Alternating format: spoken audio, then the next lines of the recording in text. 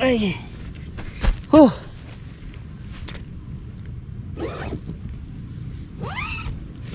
Yun ang ating mahiwagang unan.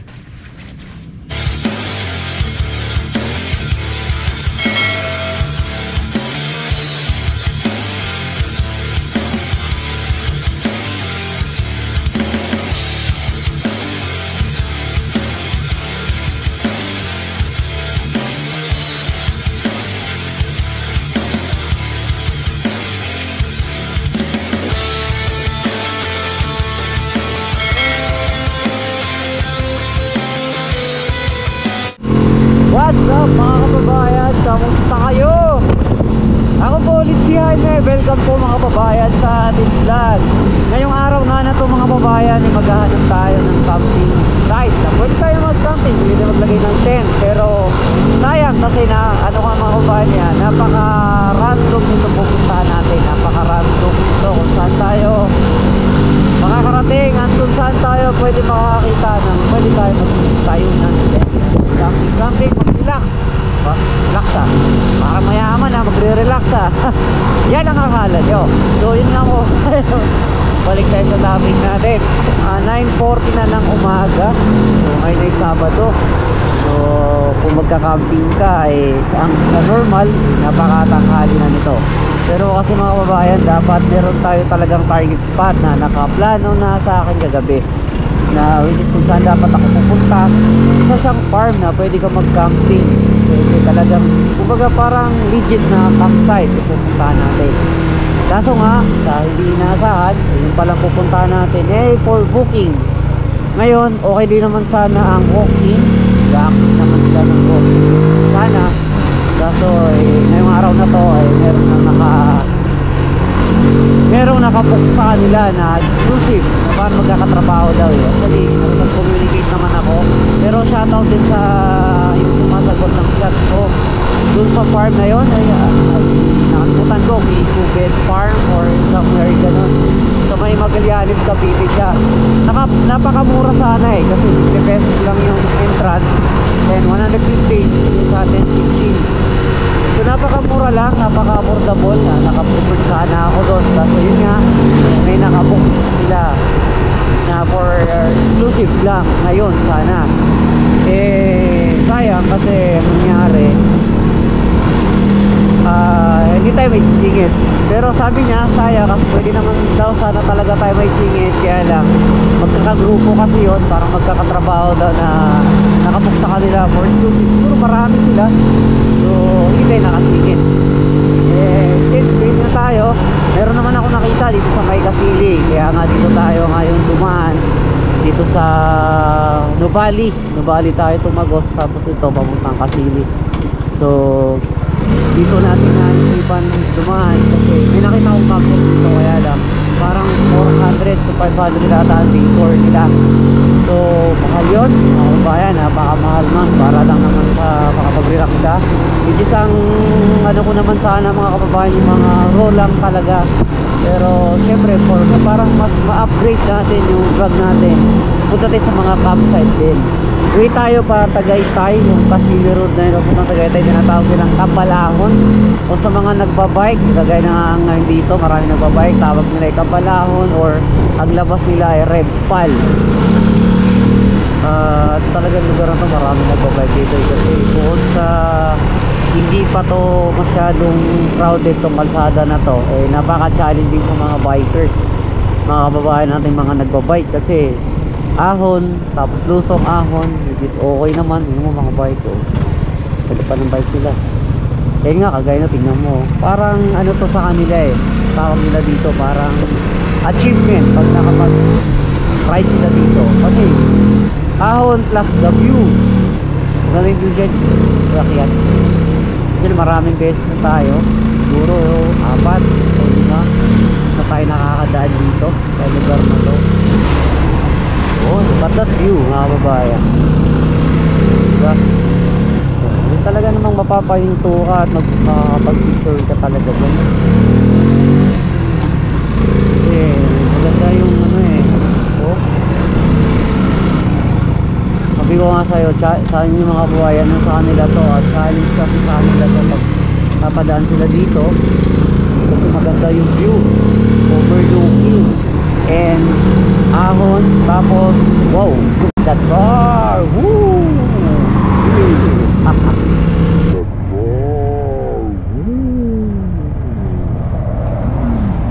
Wow, Ducati. Soon magkakaroon tayo nyan. Claim na natin, hindi man Ducati, basta big bike, basta 400cc, palag-palag na. Kahit nga lang yung Suzuki V-Strom 250, okay na ako. Ganda nyan. Pero kami mga nagpabike ko. May nagpipila na ito. So, Marcos Mansion. Dami na uminto, pero maraming beses ko tayo dumaan dyan eh. Okay na to. Ay, hindi na tayo mag-drop by dyan. Dito na tayo. So yun mga kababayan, ito ay rough road dadaanan natin kasi according sa mga nakakausap natin ng mga lokal dito, ito kasing kalsada na to is private yan, di ba? Marcos Mansions, parang sa mga Marcoses pa to eh, so hindi nagagalaw. Wow, labok. Oo, di ba? Marami tayo nilagpasan kasi hindi sila halos ayaw nilang kumandar kasi napaka-rough road. Tapos ayun, yung big bike na Ducati na natin na yun dun yun. Pero palag-palag to si Suzuki. Literal to, nakalabaw to si Gixxer eh. Ayan, private kasi talaga mga pwedeng na mo. After dito, sementado na. So yun, sementado na to mga kwento, mga daan na to eh, semento na to. So doon lang talaga kasi private yun eh. Ngayon ito yung Kasili, and dito siguro medyo relax lang tayo dito. Hanap tayo ng pwede na ito yung pag-campingan. Hindi na nakapaglagay ng oil. Ang ganda niyan. Yun o. Yun o, kahit doon banda o. Sayang no. Yung banda ron. Diba? Ang sarap o. Oh, ito ng view dyan. Sana soon may ano dyan na pwede maglagay ng tent no? Pwede kayo malay natin, pero wala tayong pwedeng makausap eh, matanong. Sige, siguro dandahan lang tayo dito. Dandahan lang tayo. Daming papaya oh. Mga camping site. Kaya barangay Kasili. Pwede tayo maglagay ng tent.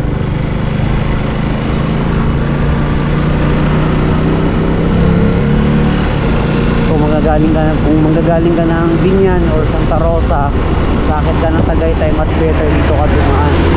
Kasi ayan, parang ganyan. Kaso People's Park na ang Bagsakan. So ngayon, ayun na nga, binabaybay pa rin natin, naghahanap tayo ng campsite, pero sana may makita tayo mura kasi day tour lang naman yung gagawin natin, hindi naman tayo tingnan mo, dami nila mga nagbabike oh, diba? Oh, diba mga bikers.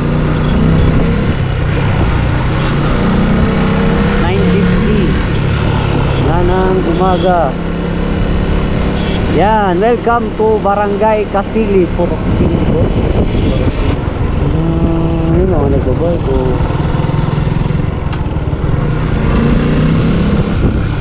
Sana meron. Yung ganda naman ang view na yun. Ayun mga babayan, yung tuktok na yun, kung nakikita nyo, yung may dalawang ganun, yun yung ano, yun yung People's Park o Palace in the Sky kung tawagin. Yan sa ano, sana may site dyan na pwede ka maglagay ng tent no?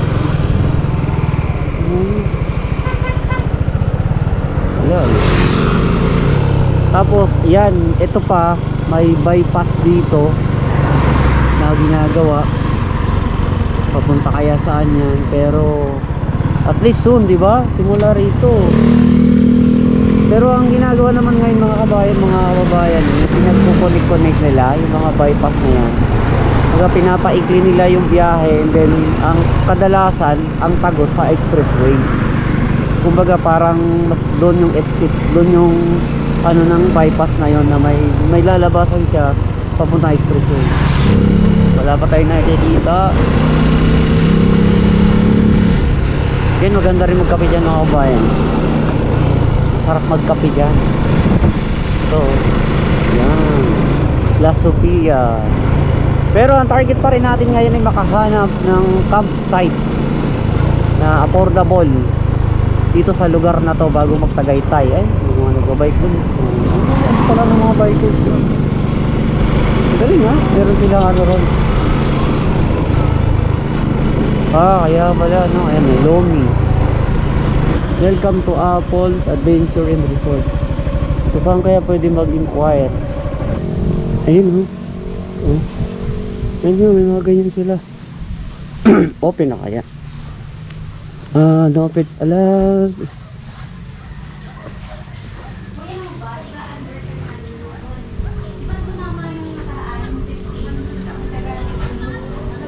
Mag-inquire lang po.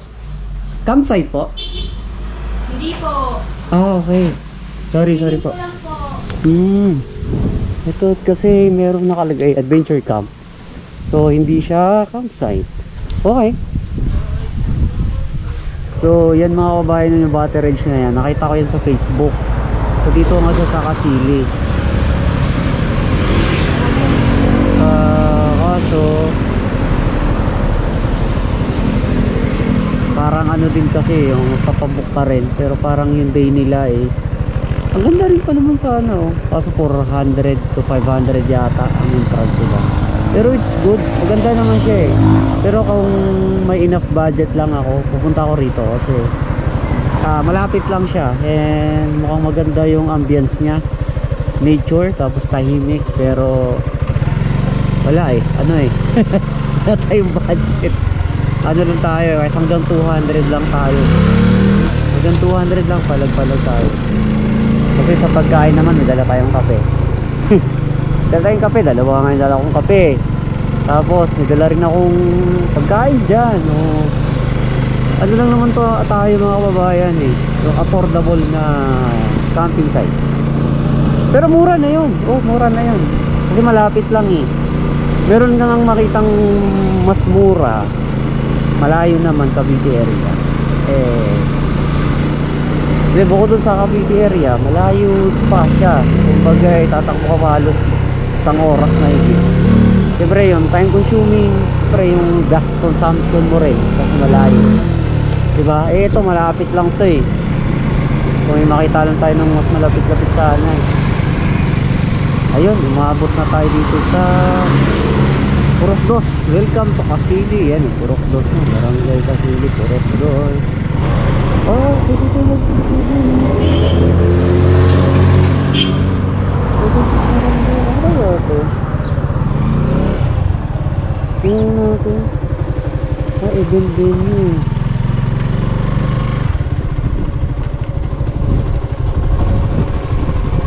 Okay. Ito no. Kaya kung pwede mag-camping dun.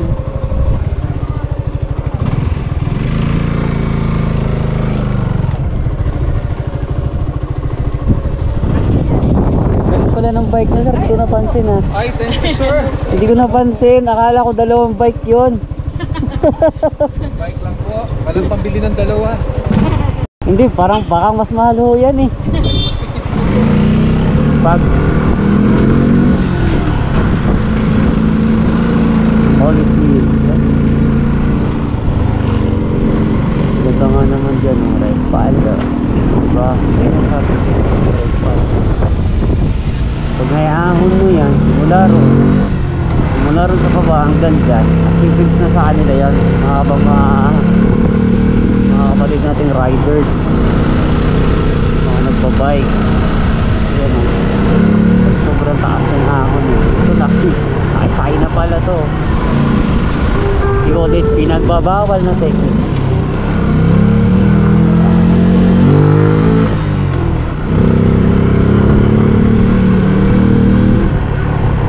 Sila o.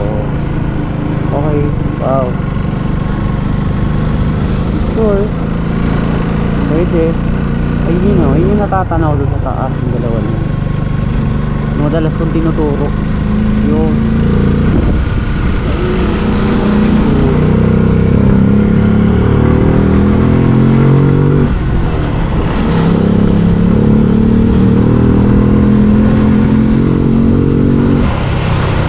sige po, tawid po. Tawid po. Ayan o, sama kaya sila. Malayo pinanggalingan nito, ang dami ha.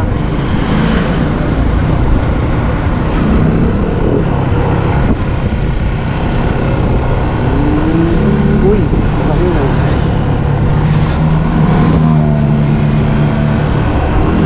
Okay na po. Welcome to Tagaytay. Pero wala nga tayong nakitang campsite. Makating na tayo dito, pero tingnan ko baka tayong may mapahingangan. Subukan natin mag-search ng affordable campsite na dito. Yan o sila. O diba? Picture din. Yan naman ang view kasi dun eh.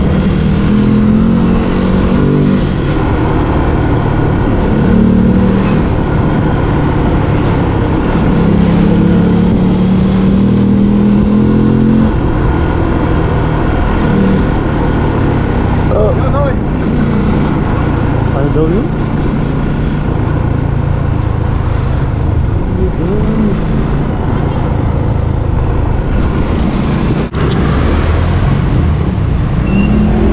Ano to, te? Lugaw? Ano to? Ikaw pares. Ha? Magkano pare? May kanin. Oo. 55. Dito ako Oo. kakain. Yeah. Kain muna tayong pare. Tama-tama may bakery doon. Yan. Nakakain na tayo. Tignan na rin tayong tinapay. Bumili na tayo para kung saan tayo abutin. Saan tayo abutin na makapaglagay ng tent. Eh, may pagkain ta. Pagkainin. May tinapay na tayo. Yun. Mga kababayan, nasa silang na po tayo. Ang oras ay 11:41. Pero kailangan ko maglagay talaga ng tent ngayon mga kababayan. Kailangan ko maglatag ng tent. Kasi puting makakatakot yung mga ito, susulin. Yun. Sa dami nating napuntahang lugar, sa dami nating inikot kanina, nakarating tayo ng Binyan, Carmona, tapos umikot tayo ng Tagaytay, umikot tayo ng Marcos Mansion. Wala tayong nakita mga kababayan na pwede natin pagtayo ng tent. Pero alam nyo ba kung saan tayo bumagsak? Ay, dito pa rin. Dito pa rin sa lugar na kung ilang beses na tayo nakapagawa ng content. So, yan. Yan, dyan tayo. May baka na nga lang doon. At nandun yung motor natin. Yun. Ang kaibahan na ngayon mga kababayan ay umaambon.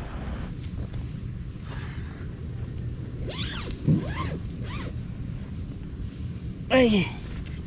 Huh.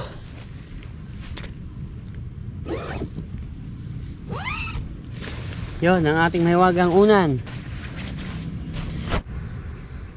Yun mga kababayan, ang kaibahan nga lang natin ngayon ay dito sa loob meron na tayong upuan na sabihin natin malaki. Hindi siya hindi siya yung mga napopold. Napopold pa rin naman pero malaki. Bigay ng aking mother earth, bigay ni mama. Ang tripod natin nandito sa loob kasi umaambon nga sa labas. At syempre bumili tayo ng tinapay nga kanina doon sa silang saan tayo dumaan. At ang ating kape, yan ang ating baon ngayon, at ating tubig at juices. So ang oras ay mga kababayan ay 1:45. So I think it's time to relax. See you later. Bye. Yan, kamusta kayo mga kababayan?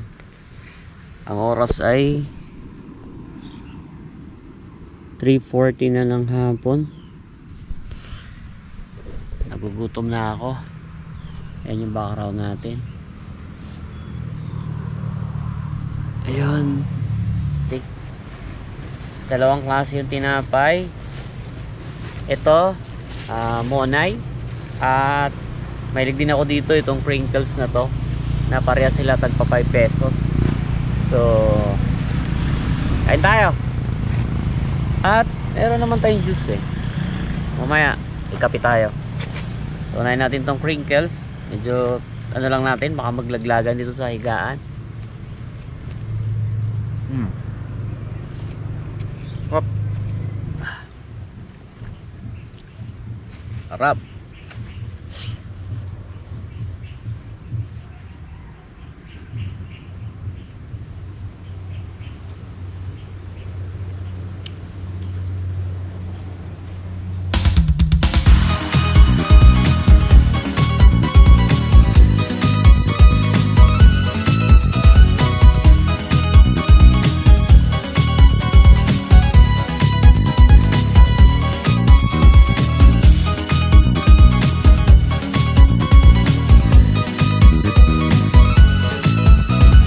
At yun, kahit saan naman rin nakarating. Actually yung bundok na yan narating natin kanina. Pero ganun pa man hindi ko naman masabing bigo. Kasi ang purpose lang naman natin talaga ay makahanap ng spot or lugar na kung saan pwede tayong mag-relax, pwede tayong mag-muni-muni. Nagawa naman natin, nakapag-relax naman tayo, nakaigit tayo. And yun, bababa na tayo sa usual nating tinatambayan na oras ay 4:35 na ng hapon mga kababayan. At pag natin yung mga ano natin, yung mga pang-overnight natin, yung pang-overnight natin na camping. And sana ngayon hindi natin na ano, pero darating din yung mga kababayan soon. Kaya supportan nyo, makakapag-camp tayo sa mas prepared sana ako mga kababayan sa ano mas prepared ako dun sa raw camp, raw place na kung saan tayo pumunta. Ang problema nga wala naman tayo masyadong nag-search dito. Siguro kulang pa sa info sa mga tanong-tanong. Tapos next siguro ano naman ma-experience din natin yung mga legit campsite na kung ano yung kaibahan ng raw saka yung mga ano yung legit na campsite. So subukan natin i-experience yung mga kabayan.